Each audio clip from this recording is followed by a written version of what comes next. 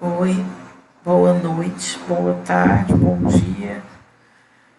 Bom, a gente vai aqui para a aula 16 da apostila 3, aliás, da apostila 4. E a aula de redação ela vai ser um pouco, vai fugir um pouco do padrão Enem, porque a gente vai ver estrutura da narrativa, da crônica, do conto e da fábula, que são gêneros importantes para a UES, né? A UES cobra outros gêneros, outros vestibulares, alguns outros concursos também cobram outros gêneros que não são dissertação, então a gente precisa ter conhecimento.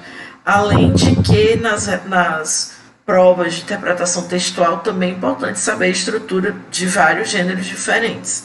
Então, a estrutura da narrativa já bastante conhecida de um aluno que chega no terceiro ano do ensino médio é título, né, na prova em si, a apresentação tem que ter uma complicação, né, que é o mote da história, o clímax, que é o ponto alto, a resolução do problema e o desfecho. Os elementos da narrativa.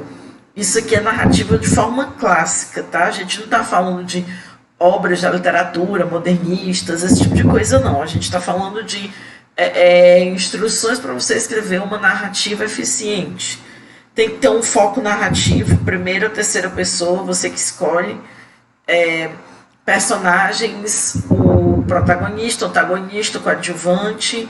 Não, o protagonista é aquele que é o principal da história, o antagonista, às vezes, é o vilão da história, às vezes, não é necessariamente isso. O narrador, né, escolhendo o foco narrativo, você escolhe o narrador.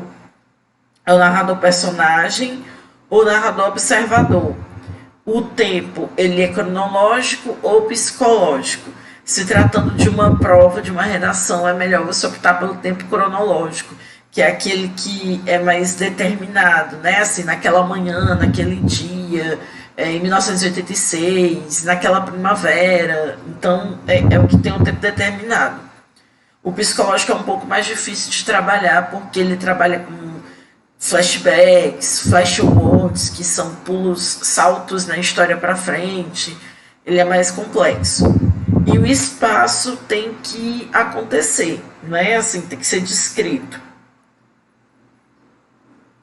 Aí aqui, ó, ele mostra a narrativa centrada em um conflito vivido pelos personagens. Diante disso, a importância dos personagens na construção do texto é evidente. Né? Então, sempre tem uma situação inicial em que os personagens e o espaço são apresentados. Uma dica bem rápida. Quando o tema, o gênero pedido na redação é um conto ou uma narrativa, né, que é basicamente a mesma coisa, o que é que você tem que se concentrar?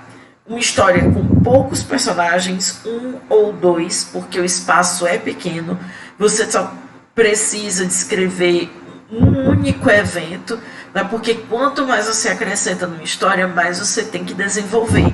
E aí o tempo é muito curto, a folha são só 30 linhas, então uma história curta, concisa, com poucos personagens, com só espaço, um problema a ser resolvido. Quando você for apresentar os personagens, seja direto e só apresente características que vão fazer parte, ser importantes para a história. Por exemplo, eu não preciso dizer que a personagem é bonita ou feia se isso não for relevante.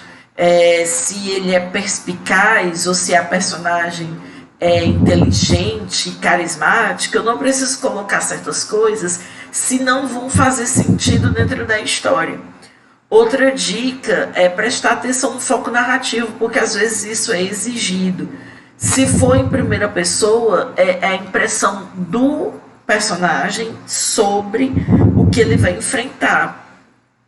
E se for terceira pessoa, é uma coisa mais objetiva, mais menos emotiva, digamos assim. E a crônica.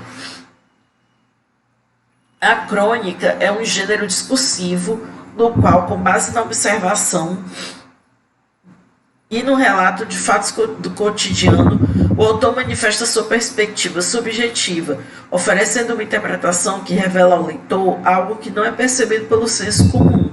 Assim, o objetivo da crônica é discutir aquilo que parece invisível para a maioria das pessoas. Também visa divertir ou levar à reflexão sobre a vida e o comportamento humanos. Tem como estrutura básica a introdução, que identifica o tema, o desenvolvimento, tanto descreve como relata, disserta ou argumenta em torno do tema. Conclusão é um fechamento do texto. Dependendo do tema e do caso, pode conter uma brincadeira, uma ironia ou qualquer outra característica de conclusão. E, em situação real, as crônicas têm um título. Em alguns concursos vestibulares, no entanto, esse item não tem sido exigido. E uma das características da linguagem da crônica é a utilização do padrão coloquial da língua, mas no vestibular deve-se utilizar o padrão culto. Então, a crônica ele é um gênero híbrido, ele está entre o jornalismo e a literatura. Eu costumo dizer que é um dos gêneros mais difíceis de trabalhar, justamente porque ele não é uma coisa objetiva, específica, não é como uma redação Enem que você diz, aqui tem que ter um argumento, é assim que se argumenta, ou aqui tem que ter uma tese. Não é assim. A crônica, ela nasce de uma reflexão. Então, podem ser crônicas mais engraçadas, como as do Luiz Fernando Veríssimo, pode conter uma historinha, uma narrativa dentro da crônica, podem ser crônicas mais sérias, podem ser crônicas mais parecidas com uma dissertação argumentativa, mas o principal da crônica é reflexão sobre um tema do cotidiano, e aí pode ser qualquer tema. Tem uma crônica do Carlos Drummond de Andrade que ele fala sobre como é escrever uma crônica.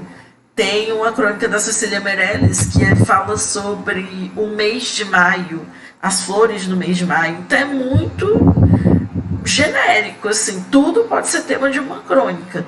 Grandes escritores da nossa literatura foram grandes cronistas.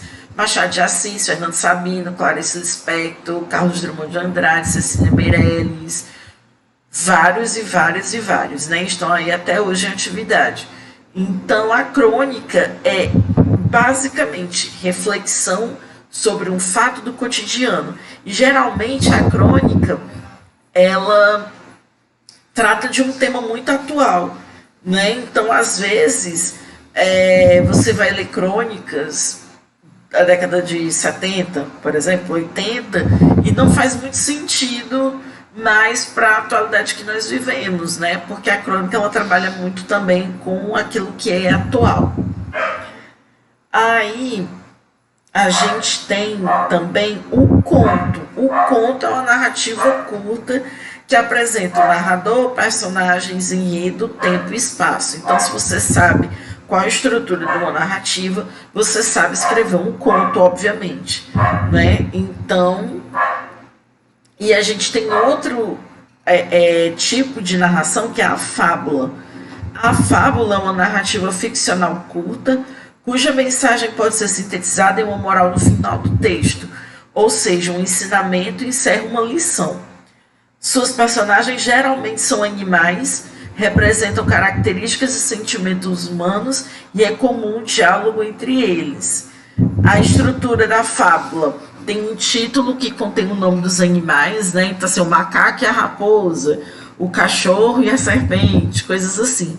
Na introdução, os personagens são apresentados, pode haver descrições de suas características físicas e psicológicas. A ação também pode iniciar-se nesse parágrafo mesmo. Nos parágrafos seguintes, há a sequência das ações que serão desenvolvidas pelos personagens.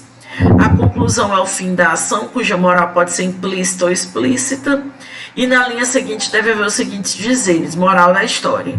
Tá? Isso é obrigatório quando você produzir uma fábula.